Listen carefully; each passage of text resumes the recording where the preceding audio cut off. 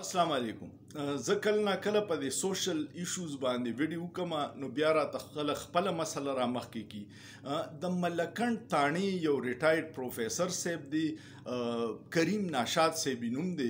زما ورسره ډیره د احترام رشته ده ځکه چې یو خو زمونږ مشر دی د علاقې، دویمه دا ده چې زما د نیکه حاجي اکرم خان باباجي چې د تاڼې سکول کې سیکنډ ماسټر و د هغه شاګرد پاتې شوی او د دوی جدوجهد چې دی د ریټایرمنټ نه پس د پنشن حوالې سره دوی د پنشنیانو د حق دپاره اواز چوتی، چاته مشکلات پنشن کې هغه کوي.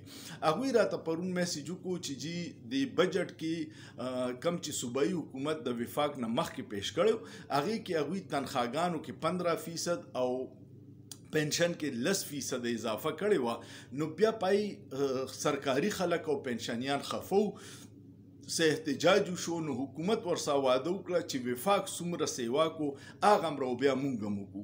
وفاق بیا 22 او 25% سیوا کو او پنشن 15% سیوا کو. دای ورسره حکومت وی کو وفاق باندې چې کم زمون قرض دی هغه راکو نو مونږ بم دا وکړو. اوس وفاق نوټیفیکیشن وشو نو صوبایي حکومت لا پکار دی چې خپل واده پوره کړي چې د ملازمینو سره کړي چې په تنخوا کې د وفاق امر اضافه وکړي او په پنشن کې د وفاق امر اضافه وشي ځکه چې دا کمه مهنګایي ده، کم بیروزګاري ده، کم تباحال بیلونه دي. پای کې سرکاري نوکر متاثره دي، ټیکسونه پې ډیر شو، خو پنشنیان پکې د ټول نه سیوا متاثره دي. په دې وخت کې نور څه کار نه کوي، دغه پنشن ته کاتی دوایانې دي، خپل ضرورتونه دي.